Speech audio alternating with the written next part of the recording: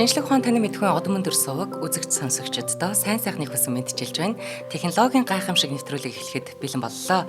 Та бүхэн нэвтрүүлгээ NTV телевиз болон одон мөндөр радио 83.3 107 гэсэн хост телевизээр хүлээн авч сонсож байна.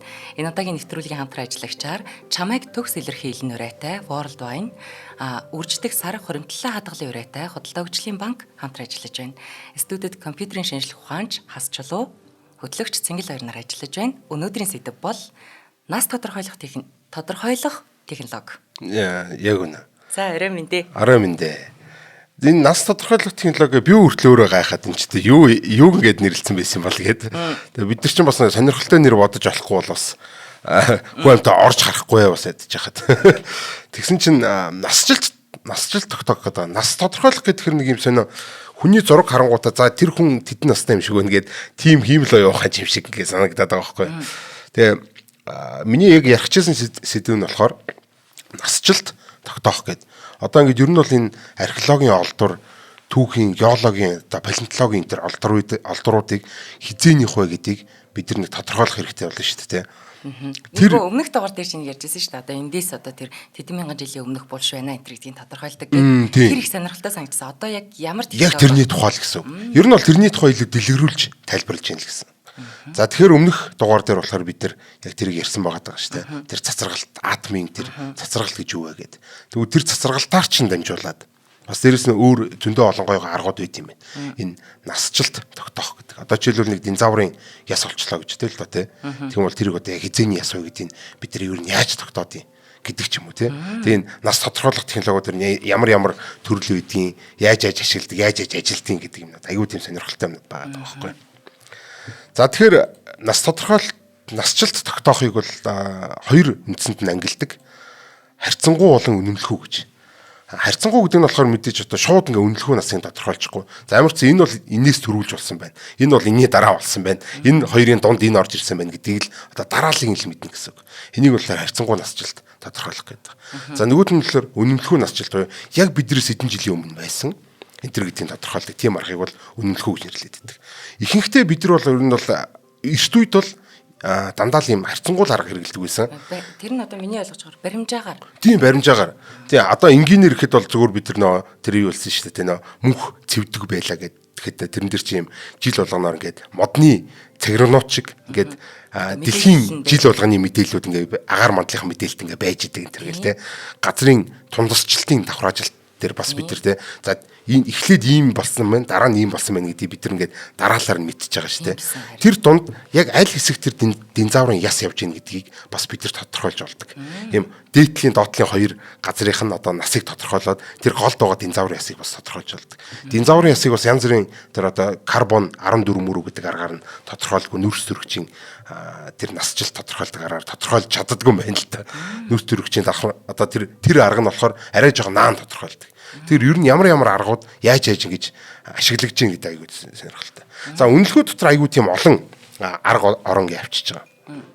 Цацрагалтын арга гэдэг бол яг түрүүний нөгөө нэг тэр нэг бодисуудын атом, хүнд атом өөрөөсөө ингэж цацрагалт хийгээд тэгээд тэгснээр ингэж масс нь өөр болоод өөр бодис болчдөг гэдгсэн шүү дээ. Тэг энэ процесс нь болохоор зарим нь болохоор маш хурдан байдаг, зарим нь болохоор маш удаан байдаг. Бүр хэдэн цугаас хэдэн сая жил тэгээд бүр тэрбум жилийн хүртэл юм дотор ингээд хагас задрал явагддаг. Ийм удаан явагддаг. Тэгэл ийм удаан жилийн турш ингээд цацраал байна гэсэн үг шүү дээ. Тэгээ өөр боцолж хувирдаг. Энэ дээр нь одоо зүгээр шууд цацрагийн одоо хэмжих юм уу? Эсвэл тэр болоод хувирсан бодис болон болоог байгаа бодис хоёрын нь одоо юу массыг нь гэж харьцуулах маягаар бид нар насыг тодорхойлдог. За тэр модны цэгрэг бол одоо ойлгомжтой шүү дээ. Бид нар бол хүүхд байхдаа чсэн модны цэгрэгээр олон ингээ янз бүрийн хийдэг байсан те. Тэгээ одоо ингээд тайрцсан мод ингээд дотор нь байгаа юм хээг нь хараад хээнүүд ингээд тоолонгууд энэ модыг бол ингээд хідэн ширхэг цагирахтай байгаагаар бид нар бол хідэн настай вэ гэдгийг нь мэдж болдог гэх те. Тэгэхээр тэрэн дээр бол ингээд дандаа ингээд нэг 100 настай одоо бүр ингээд 1000 настай энэ тэр мод энэ төр байлаа гэж тэл да те.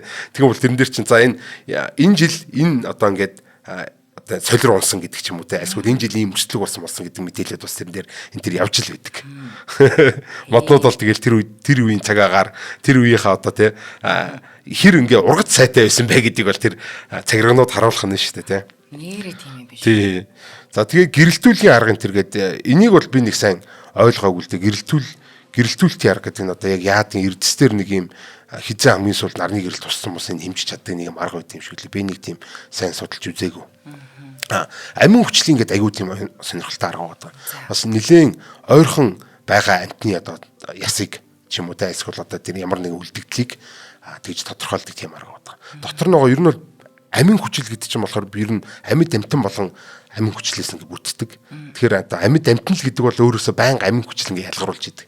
Гэтэл амьд амттын хатлаар нэг юм онцлогтой. Тэр амтан одоо амьдрахаа ингээ болчхоор тэр амин хүчлүүд нь арай өөр болж хувирд юм байна. Тэгээд тэр хувирхтаа бас энэ цаг хугацааны явцад ингэж удаашралтаагаар хувирдаг. Энийг бид нар тоолсноор бас ингэж ойрхон байгаа амттын одоо жишээл саяхан өгсөн амтан хизээ өгсөн байна гэдгийг мэдж болдог. Ийм сонирхолтой арга байна. За ингээд шууд түүх ярил л да. Одоо энэ нас тодорхойлдог технологи ер нь анханасаа яаж явж байгаад тэгээ одоо ер нь ямар болчиход байгаа юм гэдэг. 20 дугаар зуунаас өмнө бол ер нь бол 20 дугаар зуунаас өмнө дараа нь гээд ингээд ангилж болох юм шиг байна. Тэгээ өмнө бол дандаа бид нар ер нь л дандаа харьцангуй арга гэдэг юм ашигладаг байсан. Тэр нэг газар дээр байсан доор байсан. Энд чинь өмнө улсын дараа нь байсан. Яг бид нар бол юуг нь мэдэхгүй. Тэр динозавр яс хэдэн жилийн өмнө байсан уугүй үүдэн тэр үед мэдчих чаддгүй. Гэхдээ энэ галуу уйлт юм болж исэн. Энэ одоо солир унахад болж исэн. Энэ галтуул дэлбэрэхэд энэ амтан амьд байсан гэдэг ч юм уу. Тиймэрхүү насжилт тодорхойлолтод харьцангуй тодорхойлолтод байгаа шүү дээ. Аль нэг нь хэдэн мянган хэдэн сая жилийн өмнө гэдгийг л мэдчихвэл нөгөө үеийн бүгдээр ингээд харьцангуйгаар ингээд за энэ бол өмнө нь энэ дараа нь ингээд мэдчих болохоор харьцангуйгаар мэдээд олчмоор юм шиг тийм. За иймэрхүү аргууд бол 20 дугаар зуун хүртэл бол дандаа давмгаа ингэж авдаг байсан. Бид нар яг насыг мэддэггүй. Дандаа л харьцангуй насыг. 1896 онд болохоор Хенри Беккерел. За энэ Беккерел болохоор зүгээр энэ цацраг идэвхтэй атомын цөм өмтэй холбоотой бүх юм дээр гараад ирдэг. Одоо бараг л хамгийн анхны тэр нөө атомын цацрагалтыг нээсэн хүн гэж ингэж явж байгаа байхгүй юу?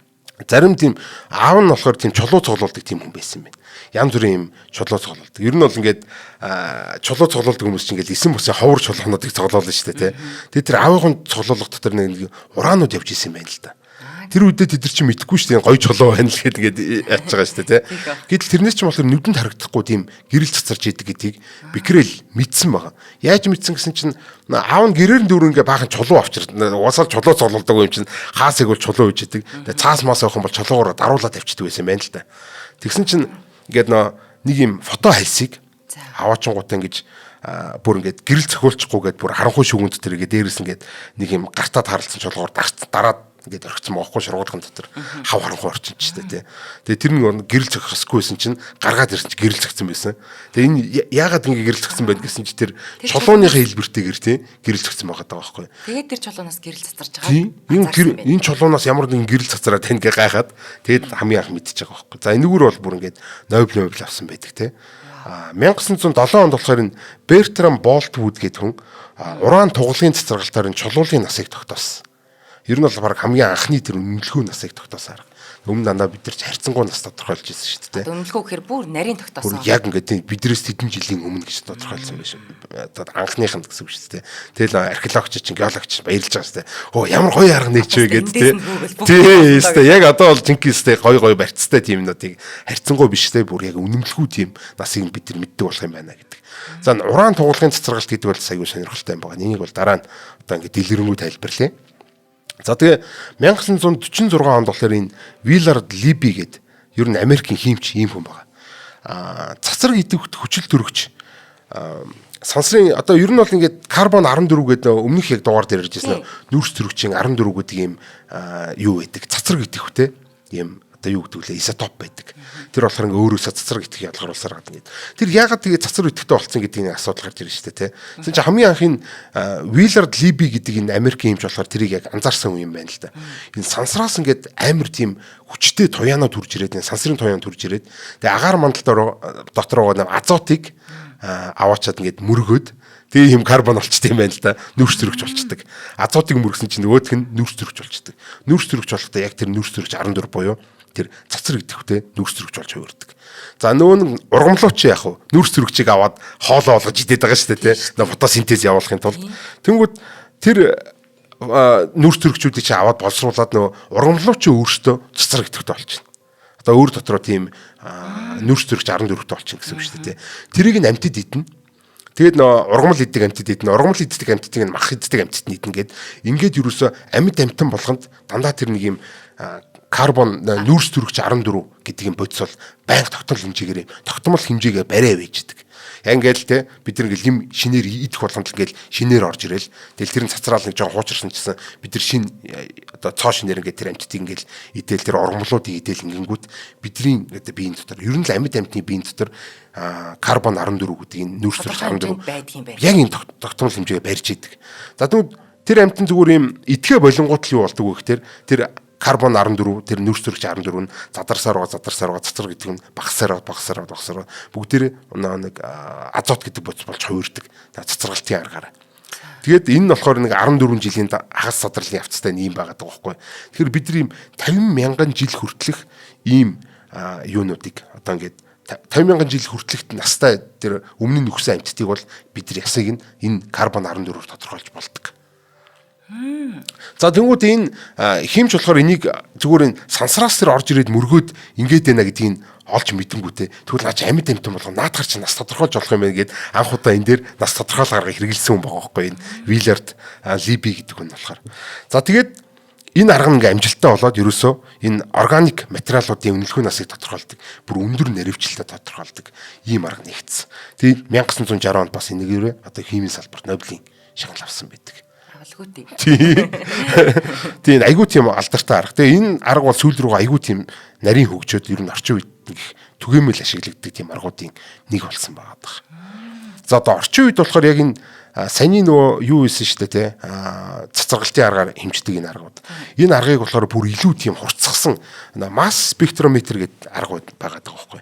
Тэр нь тэр өмнө нь бол бид нэг цацрыг хэмжиж байгаа байхгүй. Зүгээр юм цацраг хэмждэг нөгөө гэдэг нэг банан руу ойрт болгоод уурдаг. Тэр нэг төхөөрөмжөр чинь зүгээр ингэ хэмжиж чинь гэсэн. Тэр бол нэг тийм айхтар тийм нарийн мэдээлэл өгдөг бол яадаг вэ гэхээр бид нар ингээд маш жижигхэн ийм одоо дээжиг аваач ингээ атомын төвшингээ задлаад цахилгаан соронзон орноор ингээ өгүүлэгчдэг. Тэгээ энийг болохоор ингээ масс спектроскоп гэж нэрлэдэг байгаа байхгүй.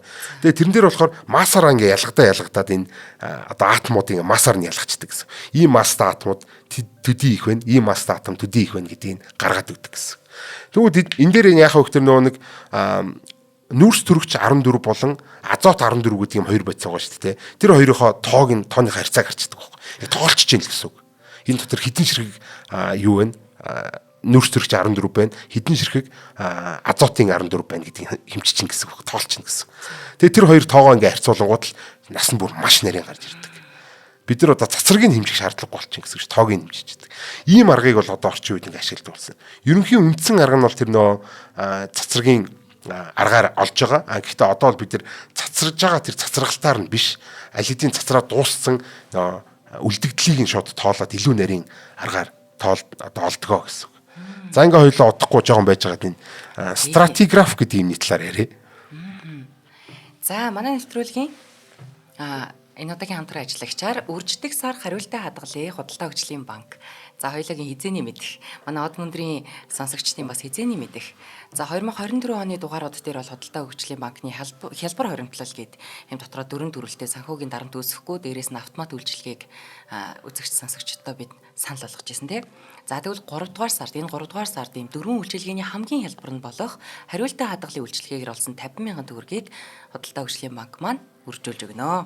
За энэ нь яах вэ гэхээр за одоо худалдаа хөгжлийн банкны харилцагч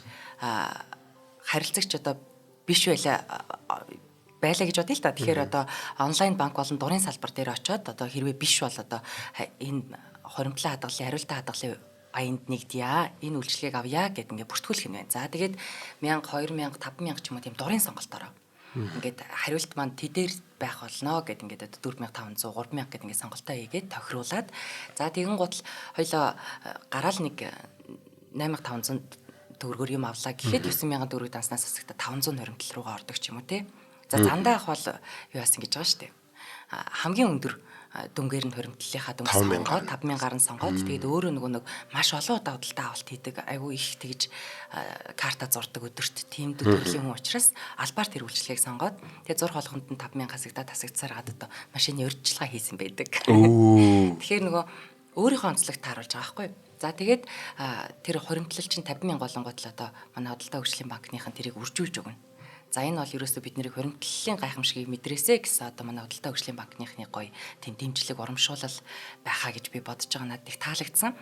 За дээрэс нь одоо Худалдаа хөгжлийн банкны төв байрны нэг давхарт хялбар хуримтлал гэдээ маш гоё тийм бүгд засагдсан байгаа юм байна. Тэнд очоод за одоо хариултаа хадгалын өдөр бүр хуримтлуулын үйлчилгээнд бүртгүүлээд e-mart төлөөжүү ариг аня хадгаламжийн эрх хуримтлалтай Монгол аяны урамшуулал гэх зэрэг юм маш олон бэлэгтэй тийм хүрд эргүүлээд тэгээд тэндээсээ бас дахиад бэлэг авах боломжтой. За Худалдаа хөгжлийн банк бол Сүхбаатар дүүргийн 1-р хороо 1-р эмнэлгийн баруун талд байдаг. За ажлын өдрүүдэд бол 9-өөс 17 цаг тогтмол ажиллана. За хэрвээ та Худалдаа хөгжлийн банкны харилцагч биш бол за энэ доор гарч байгаа QR кодыг уншуулан Худалдаа хөгжлийн банкны одоо онлайн апыг татаж болно. Тэгээ бүртгүүлнэ. Тэгээд 50k-га үржүүлээд авах боломжийг Худалдаа хөгжлийн банкныхан маань өгч байна. За дурын салбартаа хандаад хялбар хуримтлал үйлчлэгийг нээлгэх боломжтой. За лавлах юм байвал 1819-77 буюу одоо салбаруудаар үйлчлүүлж болно. Худалдаа хөгжлийн банкныхандаа баярлалаа. Баярлалаа. Яасан одоо айхтар буянтай газар вэ эн чинь те хүмүүсийг та нар хадгалчаач те гэж гоогаад хадгалчингууд нь ингээ оромшуулаад өржүүлээд бүр хурд эргүүлүүлээд айгуу гоё. Сони юм аа нэрээ. Ер нь ингээд ямар нэг жижиг юмар ингээ өөрийгөө оромшуулад за энийг бүр хүүхдүүдтэй өөр айлуул амир хөө. Одоо хүүхдүүд чинь бид нар байтгаа худалдаа авалт хийдэг болсон шүү дээ. Тэгэн гол ингээд нэг 2000-аар ч юм уу 1000-аар ч юм уу сонгоод тэгээд тэр хүүхдүүдийн тэр хуримтлал үржигдэж байгааг хараад яг нэг юм бэлэг авсан юм шиг баярлан готлаа. За би хуримтлуулах юм бол ингэх юм байна гэдэг тэр чи хүү мүү байгаа шүү дээ. Дараа нь өөр хуримтлал сонгох юм бол тэг гоё урамшаад хуримтлалын ач тусыг мэдэн шүү дээ, тийм ээ. Тийм ээ, өстой гоё юм байна. Хуримтлалтай байна гэж одоо юутай сайх. Юутай сайх. За баярлалаа. За одоо энэ стратиграф гэдэг. Стратиграф гэхээр юу гэсэн үг юм бэ гэхээр нөө газрын тундасчлалтын давхар ажилт гэдэг яриад байгаа шүү дээ. Тэрүүн сошиал ингээл газар хагарсан байж байгаа нэг харахаар ингээд юм давхар ажилтууд байж идэг. Тэгээ тэр давхар ажилтуудын бол ингээд учир мэддэг хүн одоо харах юм бол те. За энэ бол нэг тэдний жилийн өмнөх одоо үйл явдал энэ шүү дээ энэ гэдэг те. Энэ их үнэтэй үе байна те. Энэ их гоё сайхан налгар болсон байна. Энэ гам болсон байна гэх те. Уншигдах нь байна. Тийм яг үнэтэйг уншигддаг. За энэ тундасчлалтын давхар ажилтыг юм стеногийн хууль гэдэг нэг тийм хууль үт юм. Стено гэдэг хүн гаргасан ийм ер нь бол одоо бид нар 20 дугаар зуунаас өмнө бол дандаа ийм харьцангуй насжилт тодорхойлдог байсан гэдэг ингээд хэлжсэн шүү дээ тий. За тэнгууд харьцангуй насжилт ингээд тодорхойлоод эхлэхлээр л одоо ингээд энэ стеногийн хуулийг ярих хэрэгтэй болж байгаа. За стеногийн хуулинд болохоор нэг 3 ерөнхий нэг хуулиуд байна л да.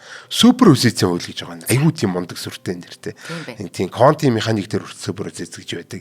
Математик дээр хүртэл супер позиц гэж байдаг байхгүй. Тэгсэн чинь тэр нь би энэ стратиграф одоо судалж байхдаа л мэдлээ би айгуу сони юм байна. Супер позицэд нь яг яаж байгаа вэ гэхээр ер нь бол ингээд ийм газар байлаа гэж үү. За уул толгод ч юм уу ийм хонхор юм за стоочлаар энэ газар ингээ бийж штэ тий. За тэр газар дээр дахиад энэ шин тундасчлалт орж ирлээ гэж хэлдэг л да. Тэгэх юм бол тэр хонхор янхрууд чинь хоорондоо нийлнэ. Тэгвэл хонхор газар нь гөвгөр газар нь таарчих юм бол ингээ тэгшэр чинь.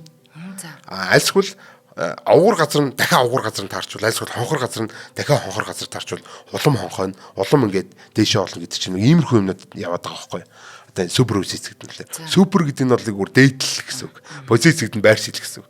Тэгэхээр дээдлэлт нь ингээ байж байгаа байршил гэдэг утгатай гэсэн.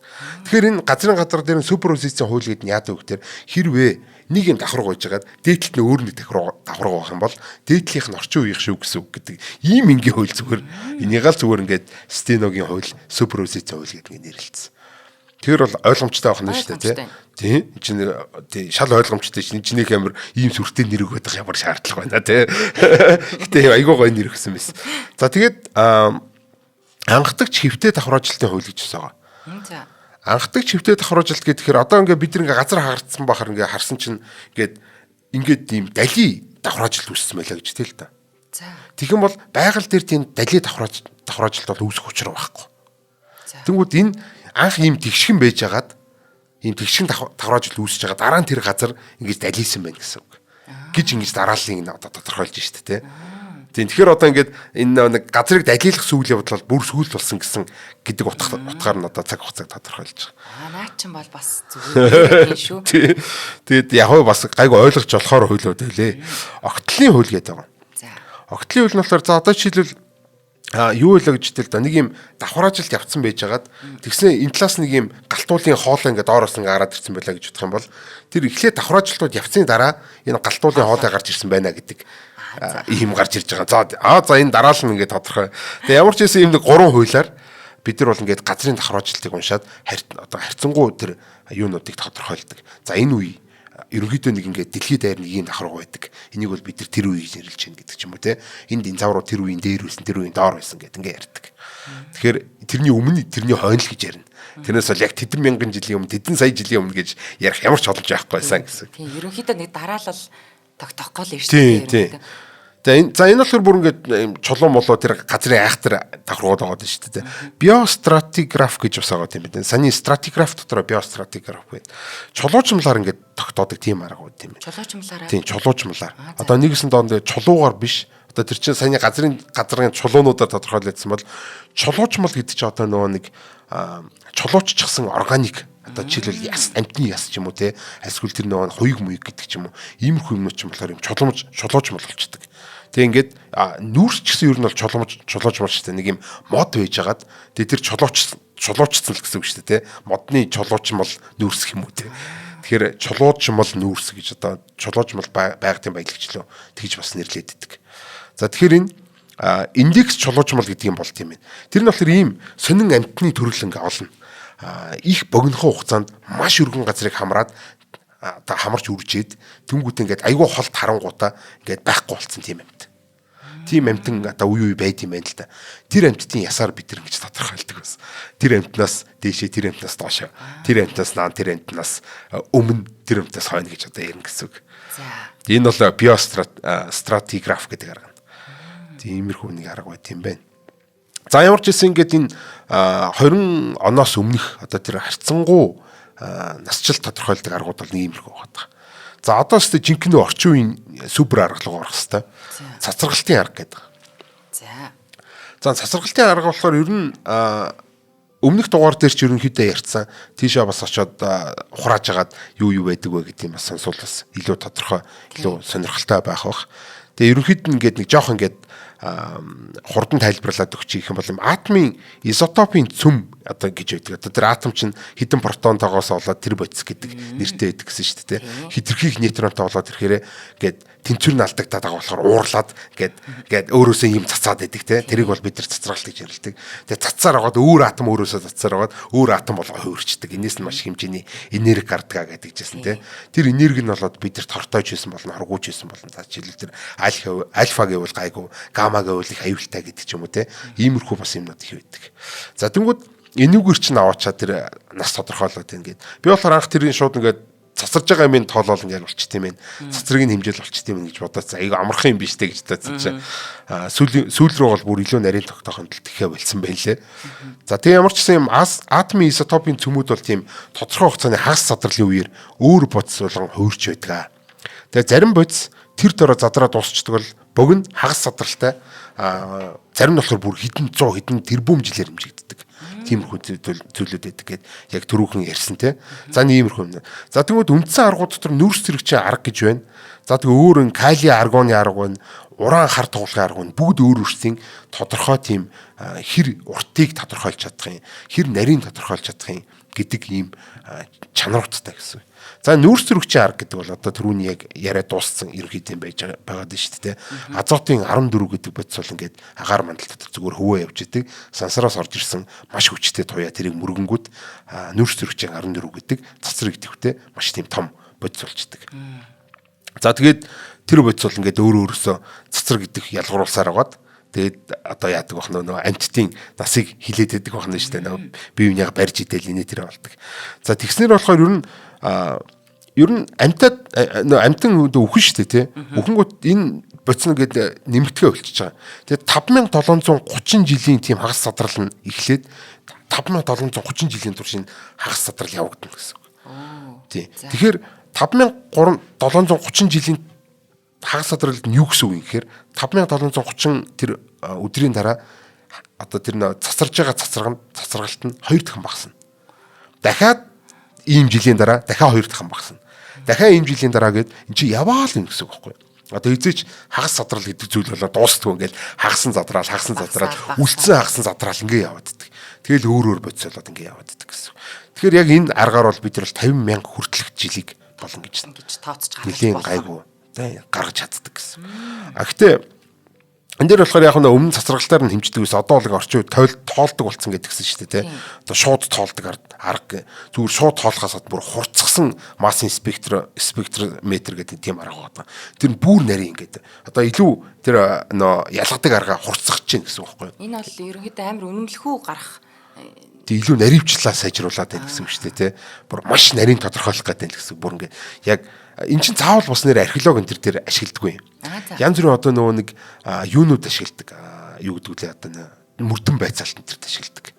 За жишээлбэл те энэ хүнээс үлдсэн, энэ амтнаас үлдсэн энэ үлдэгдэл одоо ус үйд юм, хумс үйд юм ямар нэгэн зүйл энэ хэр их настай байна. Хэдэн одоо ингээд хоногийн өмнө хэдэн сар жилийн өмнө энэ одоо амьдрахаа байсан байна. Тэ энэ эзнээсээ салсан байна гэдэг ч юм уу. Иймэрхүү юмнуудыг хүртэл гэж хийх боломжтой байдаг.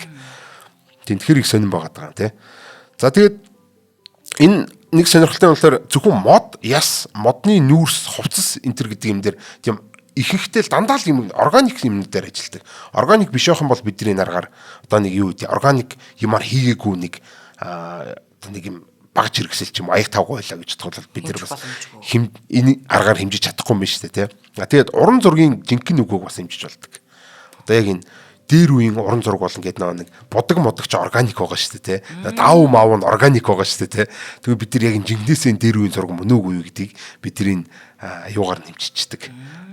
Цацрагал одоо карбон 14 юу лээ нүүрс зөрөгчийн 14 гэдэг байцаар хэмжиждэг гэсэн. За мөрдөн шалгалтанд дээр хүний үлдэгдлийг насыг ингээд бас ингээд тодорхойлдог байх нь. Энэ сансрын туяа гэдэг аюу тийм сонирм байгаа даа. Тэр сансрын туяа ч орж ирээд азотыг аваачаад нүүрс зөрөгч болгоцсон шүү дээ тий.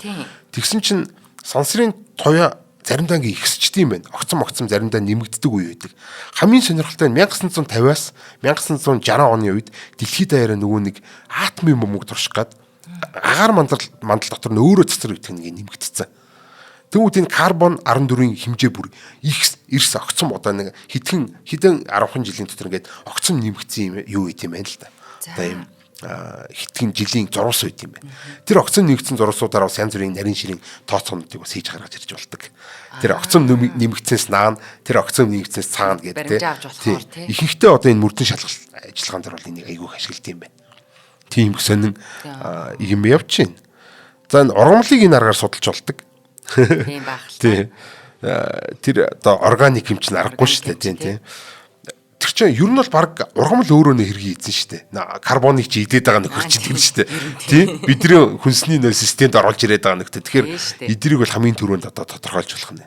Тэгэхээр тэр нүүрсний одоо бид нар түлхэх гээд байгаа нүүрсний насыг бас арай болохгүй байхад. Тэр бол бүр 50,000 жилээс өмнөх байх.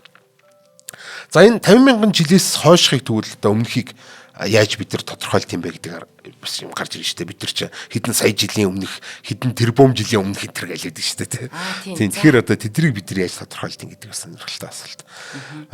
Галтуулын чулуу эртний хүн амьтны чулуужмал энэ төр гэдэг нэг тийм ер нь бол тийм тэр үеийн тийм органик биш гэх юм уу. Галтуулын чулуу эртний хүн амьтны чулуужмал гэхээр органик бас орчхол юм байна л да. Ер нь бүх төрлийн тийм чулуулын нас тодорхойлдог тийм арга байна. Кали аргоны арга гэдэг.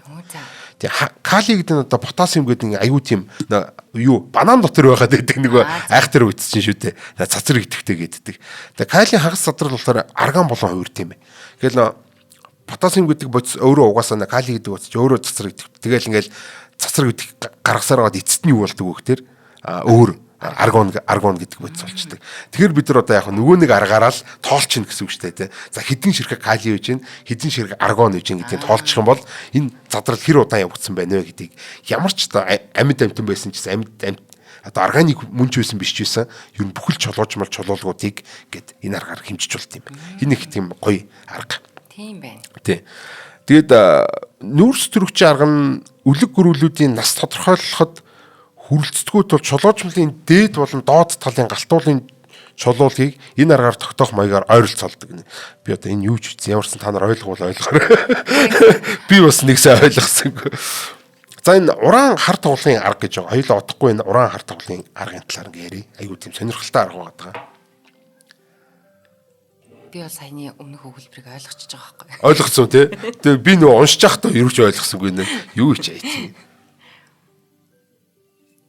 Уран гэдгийг болохоор энэ дугаар дээр ярих юм уу? Бүр дараа нь ярих. Одоо ярина. Гэтээ хоёулаа нөгөө хамтран ажиллагчаа танилцуулчаа тэгээд юм бай. За манай дараагийн хамтран ажиллагчаар Domaine de la Boom чамайг төгс илэрхийлнэ World Wine хамтран ажиллаж байна.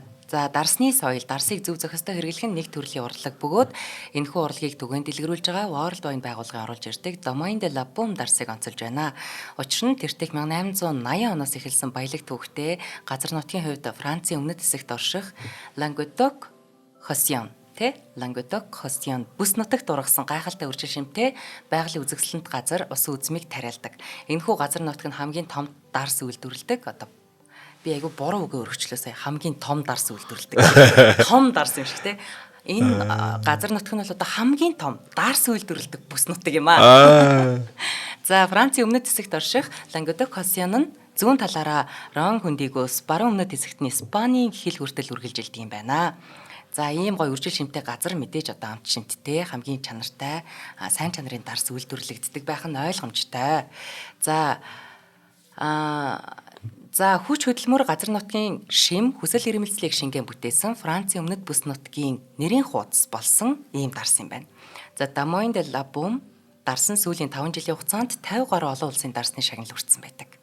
За салбарын мэдээллийн хувьд бол маш олон салбар байгаа. Централ Тауэр, Шангрила Молл, за улс их дэлгүүр явах замд, Циркес улс их дэлгүүр явах замд, за Сөүл Плаза, Цэнгэлдэх хотхон, Ривер Тауэр, Будда Виста, WW центр гэж үйд юм уу? Хэвээ энийг юу гэж уншдаг юм бол тийм ээ? Нарны гүр. За ийм байрлалуудад ерөөсөө маш олон салбар. Энд ч одоо бараг хэдэн салбар, 10 салбар юм уу? Ийм салбарт хаа сайгүй худалдаалагдж байгаа. За Facebook-ээр нь бол одоо World Wine гэдэг пэйж хуудасаар нь ороод бас сонирхож болно. За хүмүүс бол хэлүүлэлтгүй угаасаа мэдж байгаа. Тэгээ хамгийн гоё романтик, хамгийн гоё үдэш одоо 3 сарын 8 нэвтрүүлэг гарах өдөр 8 болоогүй нэ. Тэгэхээр одоо Domaine de la Boom дарстайгаа одоо романтик үдшийг өнгөрүүлээрээ. За баярлалаа. За баярлалаа. Тэр дарсны нэг гоё юм тэр үзмээр хийдэг чинь тэр айгүй чухал юм байд юм биш үү? Үзмний чинь тэр хальс малсан дээр тэр ер нь л одоо бид нар ямар нэгэн эсгчэвэл тэр хөрөнгө айгүй чухал шүү дээ. Ер нь бол тий. Тэр юуны усан үзмний тэр хальсанс гарч байгаа хөрөнгө бол айгүй тийм мундаг одоо энэ дарсны хөрөнгө гэсэн үг юм байна шүү дээ. Тэгээд тэр үзмдээ их чухал юм байд юм байна. Одоо би чинь өмнө бас янз бүрийн юм юу ч хамаагүй ингээл дарчхаар ингээд дарсан тул дарсан дарс олчихно гэдэг ингэж боддог байсан чинь бас үгүй юм байна л да. Энэ яг юм үзмний усан үзмний дарс гэдэг бол өөрөө тусдаа ийм чухал юм зүйл байгаа гэдэг юм байна лээ. Тэр усан үзмээр ингэж дарж хийсэн ийм сайхан ундаг бол одоо өөр ундаатай зүйл шгүй ийм сайхан тийм хосгүй ийм нандин зүйл ээж яадаг.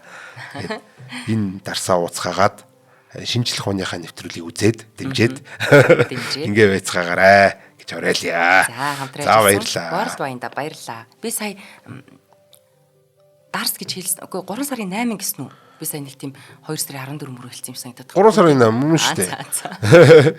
Гэтэ энэ манай нэвтрүүлэг чинь 3 сарын 9-нд гарч байгаа. За. Тэгэхээр одоо 3 сарын 8-да сайхан Domaine de la Boom уусноо гэдэг. За энэ нөөц төрөгчийн аргын тухай тэр түрүүн уншсаагүй тэр би өөрөө ойлгочлоо. Тэр чинь ингээд нөгөө тэр үлэг гүрвлийн ясыг тодорхойлоход хүрэхгүй байгаа байхгүй юу? Тэр хэмждэг юм. Болохгүй байгаа байхгүй одоо тэр уруул ингээд хагас хагасаар ялгарч жагаад цааш нь тодорхойлох боломжгүй болчиход байгаа юм шиг байна. Тийм. Тэгэхээр өөр арга хэрэгэлдэг. Тийм. Тэнгүүд яг тийм нөгөө нэг үлэг гүрвлийг 50 мянган жил чи хүрэхгүй нүүрс төрөгчийн 14 хүрэхгүй онгуудын кали аргоны аргаар дээр нөгөө чулуунуудыг дор нөгөө чулуунуудыг хэмжиждэг байх юм дээ шүү дээ. Ингээд л болчт юм биш шүү дээ. Айгуу тийм хөөрхөн арга нь хоёр талаас нь хавчаад болчихж шүү дээ. Тийм тэгж болд юм байна. За энэ уран хар тоглолын арга бол хамгийн супер урт насыг хэмждэг ийм арга байна. Дэлхийн нас, сарны нас масыг тодорхойлдог ийм арга байна. Ер нь бол нэг эртний тийм чулуулын насыг олон тэрбум жилээр тодорхойлно гэж. Тэрбум жилээр нь тодорхойлдог ийм айхтар нас тодорхойлдог арга байгаа тийм. За ураны хагас садралын үр дүнд болохоор энэ хар тоглол үүсдэг. Энд бол ингээд тодорхой байждаг.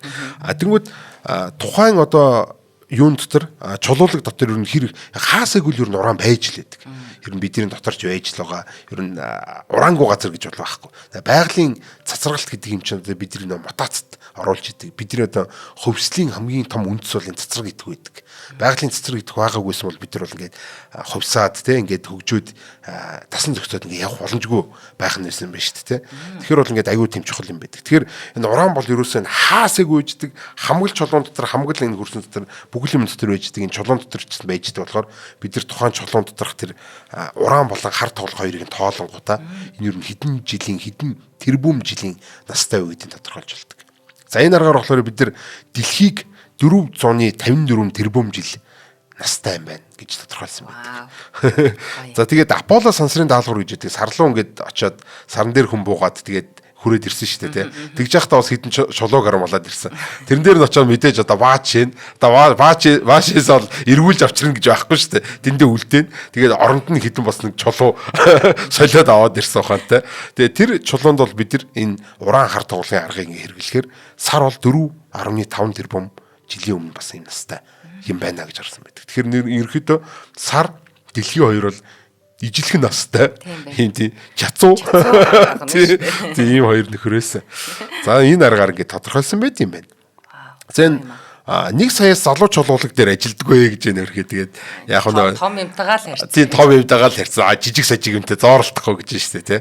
Гэхдээ тэр 1 саяас залуу чулуулагын л да манай нөгөө кали аргон нүрс зөрөгчийн аргууд чи залгуулад аваад за одоо миний хэлж ирлээ наатах надаа гэж ингээл тодорхойлоод байгаа юм байна. Хөрх юм аян нөгөө тодорхойлдог аргууд нь бас нэг юм хүчин чадлаараа бас нэг юм. Тийм. Стай хөрх юм билээ. Гэхдээ ерөөсөн цацралтын аргууд дэр бүгдэн дээр нэг төрөний юунуудыг ч одоо орчин үед ашигладаг болсон. Одоо цацралтын огт хэмжихгүй дандаа шууд тоолно. Тоолохдоо тэр масс спектрометр буюу одоо ингээд ямар нэгэн зүйлийг би ингээд шидэн штэ. Ижлэхэн хүчээр шидэх юм бол хүнд юм наан хурж ирж унаад хөнгөх юм цаана очиж унах байхгүй юу?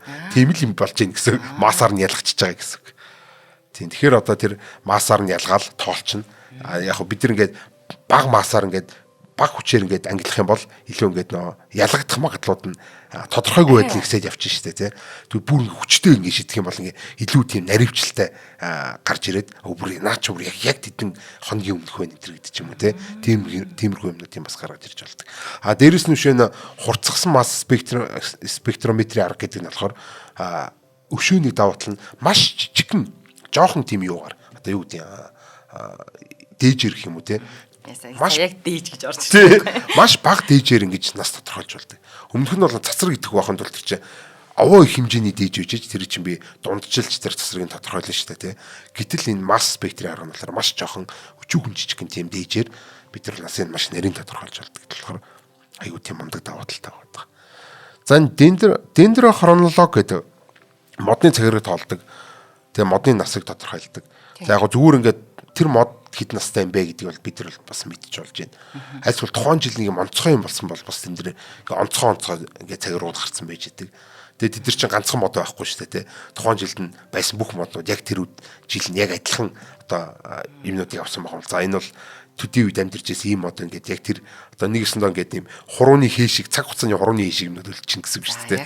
Хизээ төрөөд хизээ өгсөн гэдэг мэдээллийг хадгалж идэг. Тэгэхээр энийгээ нөгөө нэг бусад аргуудтайгаа нийлүүлж байгаа. Одоо бид нар чинь нэг тийм завар яс олж байгаа да дээр нөгөө доор нөгөө чолоолгуудыг хэмжичдэг гэдэгтэй адилхан бид нар үшэн эргэн тойронд байсан моднууд нь яасан бэ нийсэн бэ гэд бүх мэдээллүүдийг нэгтгэж жагаад илүү наривчлсан тийм нас тогтоох одоо арга энэ даавар болгож одоо ашиглалт бас харьцуулж болт юм. Харьцуулж тийм харьцангуй насын тодорхойлоод байна шүү дээ. За амин хүчил гэдэг бол одоо сүулт нь яриад ингээд дуусчихъя. Амин хүчил гэдэг бол аюу тийм сонирхолтой арга надад санагдсан. Амин хүчил гэдэг бол ерөнхийдөө бидний одоо бие организм бол тэр чигт одоо тийм атом молекул буюу ихэнх тийм амьд амьтан бол уурга гэдэг юмнаас бүтдэг. За тэр уурга гэдэг юмыг бол амин хүчил гэдэг юмнуудаар угсардаг байхгүй тий. Одоо амин хүчлүүдийн одоо амьдралын легоны одоо хэсгүүд нь гэсэн байхгүй тий. Энэ легонууд юу гэдэг юм бэ гэхээр энэ легонуудаар амьдрал ингээд угсарч болдог гэдэг тийм легонууд байх юм бол тэдрийг бид нар амин хүчил гэж нэрлэнэ. Тэр нэг 20 эдийн ширхэг ч юм уу тийм амин хүчлүүд байдаг гэдэг иймэрхүү юм байж байгаа. Тэгмүүд амьд амьтны амин хүчлүүдийн нэг сони юм нь болохоор гэрлийн гэж юу яа тийм ээ. Одоо ингээд дээр нь гэрэл ингээд тусгах шүү дээ тий. Тэгвэл тийм гэрлийн юу гэдэг лээ. одоо ингээд туйлшрал гэж байдаг. Тэр туйлшрал нь болохоор ийм за ингээд гэрлийн ингээд ийм босоо туйлшралтай байлаа гэж хэлдэг л да. Тэр босоо туйлшралтай ямиг би ингээд босоо туйлшруулагчаар оруулахаар тэр гэрэл бүрэн нэвтэрдэг. Хөндлөн туйлшралтай гэрлийг би босоо туйлшруулагчаар оруулах тэр гэрэл бүрэн хаагддаг байхгүй. Одоо бидний мэддгээр бол одоо 3 хэмжээстэй театрууд байдаг шүү дээ. Шил зүгээд ингээд үздэг. Тэд нар чинь нэг нь босоо нэг нь юм хөндлөн байдаг. Тэгээ босоо хөндлөн баруун зүүн нүдэн чи харуулах юмнуудаа ингээд хаачдаг гэсэн үг байхгүй. Ээлжлүүлээ хаачдаг гэсэн.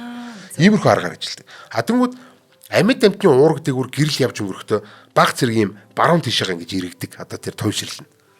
Гэтэл үхэнгүү яадаг вэ гэхээр тэр уурга нь баг багаар ингээд хагас садарч байгаа юм шиг баг багаар юм зүүн тишээгаа ингэж эргүүлдэг. Ийм юм болж ингэж хувирдаг. Энийг хачин үзэгдтэй. Тэр нь болохоор тийм тодорхой цаг хугацаа гэж зарцуулдаг. Тэгэхээр одоо бид нар яах нь нэг юм амтны цогцос ч юм уу байж ялаа гэж дээ. Эсвэл юм яс ч юм уу тэг ингэ байж ялаа гэж дээ л дээ. Тэгэх юм бол тэрний энэ гэрэл тийм шүү дээ. Тийм гүнд байгаа тэр нэг атом молекулууд одоо уургийнхэн төвшөнд гэсэн үг шүү дээ. Одоо юу гэдвэл энэ амин хүчлэрүүнд гэрэл тусгаал би хэр одоо настай юм бэ гэдэг мэдчихнэ. Одоо ингэ хазаалтаар нь мэдээ. Тийм. Зүүн тишээ хэр хазааж байгаа гэсэн юм уу? Тийм, яг үнэ. Тэгэхээр одоо энийг яг нэг баруун тишээ инээ тэрэ гэдэг нь амьд амтнал байнга байгаад тэр аюу тийм сонирхол чанар байгаа юм л та. Тэр Д гэдэг бүтцтэй байдаг гэдэг одоо баруун тишээ ингээд баг ингээд байдаг. Өөхөг үед нь ээл болж хувирж эхэлдэг гэж байгаа байхгүй. Тэгэхээр амьд үгүй юу гэдэг нь бид нар бол баг энэ юугаар нь туйлшрлаар нь мэдчихнэ шүү дээ. Гэрлийн туйлшрал яаж нөлөө үзүүлж ингээд гэдгийг нь болохоор бид нар сони амьд үгүй юу гэж ингээд хараа мэдчихгүй юм. Тий, яг хараад мэдчих болох байх л та. Одоо ингээд удаан хугацааны өмнө өгсөн бэ гэдгийг нөө. Яг үнэ тий. Ерөөсөө амьд амтан бол ерөөсөө дотроо юм ээл уураг бол агуулахгүй. Ер нь бол юм ээл уураг гэдэг нь болохоор баг юм амьдралын эсрэг тийм баг шиг уураг байгаа байхгүй тий. Тийм тэгэхээр юм хэрэггүй уураг болчихж яах гэсэн үг шүү дээ тий. Тэр уураг нэгсэндээ өөрөө одоо юм өөрийнхөө юм зөв байдлыг аль татах юм ааши. Баруун гэхэр зөв гэж ойлгох юм бол тий. Ингээ баруун тийшээ тойшралтай авах хэрэгтэй гээд тэгээ ерөөсөө ингээд өгчөнгүүдл гээд ер нь бол ингээд юм амьдралынхын дэмжлэг тэр ургийг чинь байнга ил задлал угсрал ингэж ингээ байлгаж идэг. Амьд юм бол. Нэр нь гоё юм шүү дээ. Амин юу лээ? Амин хүчил. Тий. Амино эсид гэдэг байгаа шүү дээ. Амьгүй болчихж байгаа юм чинь. Тий, амьгүй болчихж байгаа. Бас хүн дээр бас адилхан нь. Бүх амтан одоо амьд амтан дээр ерөөсөө энэ ДНК менка гэдэг чинь ерөөсөө энэ амтны уургийг бид нар яаж угсрах вэ гэдэг л ийм кодыг хэлээд байгаа байхгүй тий. Тийм тэгэхээр ерөөсөө энэ амин хүчил гэдэг зүйл бол амтны насыг тодорхойлж идэг. За энэ аргаар болохоор одоо бид нар бол нэлээд олон жилийн өмнөхийг бол ингээд тодорхойлж байна. За ингээд өөрчлөгдөж болдог нэг иймэрхүү асуудал одоо.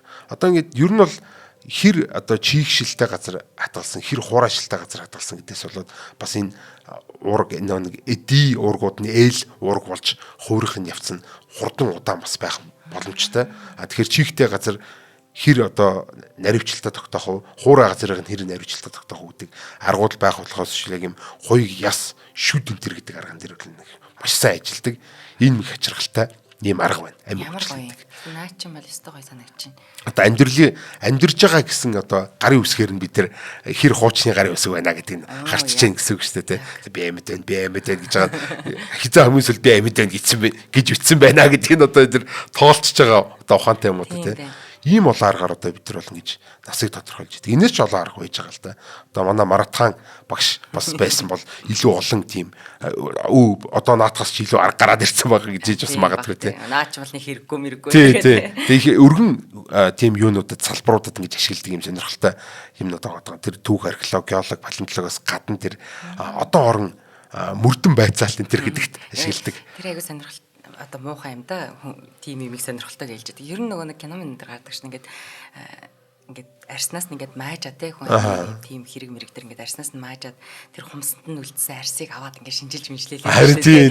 Тэр гайхамшигтай юм бүтээж байгаа шин. Тэгэл тэр мөрөн дээр ч одоо иймэрхүү бас арга одоо ашигладаг л байлгүй те. Хизээ ууларсан арс байна гээл те. Гэрэл мэрэл тусгаал. Тэр нөгөө нэг энэ чанд чиний сэдвтээс та хамаагүй гэж магадгүй. Одоо ингээд нас барсан хүний тэр нүдийн ингээд тэнд сүүлийн мэдээлэл ч юм харсан юм гэж үлддэм юм нэрэгсээ. Мэдгүй одоо би өстэй тийм сонсож байгаа. Өгч идэв. Тэр аяг санагдаад идэх юм. Ямар сони тий. Тэр яг үлдсэн бас байж магадгүй юм. Их сайн нарийн унших юм бол тэр нүдний торлог өрхөвч чи өөрөө бас тодорхой хэмжээний мэдээллүүдийг бас хадгалж яадаг дотроо. Цаг хугацааны явцад энэ зүйл хаашаа явж байгаа гэдгийг одоо жишээлбэл мэддэг тийм эснүүд байдаг байхгүй юу. Бид нар бол ийм босоо хүндлэн бөөрөнхий энтер гэдгийг таньдаг юм эснүүд байдаг. Тарих мэдхээс өмнө тэр нүднээ өөрөө мэдчихдэг. Өөнд босоо хүндлэн бөөрөнхий ингээд тархиндаа зөвхөн босоо хүндлэн бөөрөнхий л гэдгийг явуулна. Тэрнээс бол ингээд босоо хүндлэн бөөрөнхий зураасуудыг явуулаад байдаг.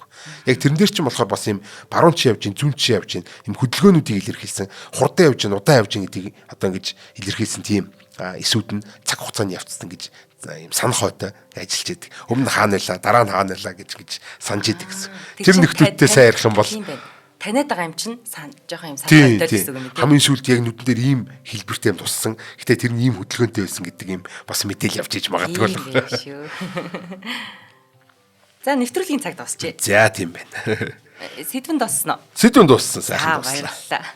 За хасаада баярлалаа. Та бүхэн маань шинжлэх ухаан таны мэдхүйн Од мөндөр сувгийн нэвтрүүлгийг NTV телевиз болон Од мөндөр радио 83.3 170 гэсэн хост дэлгэнээр хүлээн авч сонслоо. Шинжлэх ухаан таны мэдхүйг дэмжин түгээн дэлгэрүүлэхээр чамайг төгс илэрхийлэн өрөөтэй World Wine үрждэг сар хуримтлалын хадгалын өрөөтэй худалдаа хөгжлийн банк хамтран ажиллалаа. Студид хасчлуу Цэнгэл хоёр нар ажиллалаа. Дараа уулзлаа. Баяртай. Баяртай. За. Нэвтрүүлгийг хүлээн авсан Нарны аймгийн монголчуудаа баярлалаа. Од мөндөр суваг энэ мэтлэн танин мэдхүн 1000 хөтөлбөрийг 2025 оны 7 сарын 1 хүртэл та бүхэнд хүргэх юм. Их хэлээрээ шинжлэх ухаан танин мэдхүг түгээхийн үйлсэд та нэгтгэх хүсвэл бидэнд таньдаг өгөх боломжтой. Нэг нэвтрүүлгийг 100 төгрөгөөр буюу 1000 нэвтрүүлгийг 100,000 төгрөгөөр үнэлээд та биднийг дэмжээрэй. Жилдээ ганцхан удаа 100,000 төгрөгөөр дэмжснээр шинжлэх ухаан танин мэдхүйг түгээх энэ үйл хэрэг таны оролцоотойгоор амжилттай үргэлжлэх юм а. Зандан хүү миний нэр дээрх голомт банкны данс байгаа. 30 15 15 1942 30 15 15 1942 Та 100,000 төгрөгөөр шилжүүлэхдээ гүйлгээний утга дээр нь өөрийн нэр болон утасны дугаараа заавал бичээрэй. 100,000 төгрөг хандвалснаар Од мөндөр сувгийн алтан гишүүн болох юм. Шинжлэх ухаан таны мэдхүй Монголд ялах болтугай.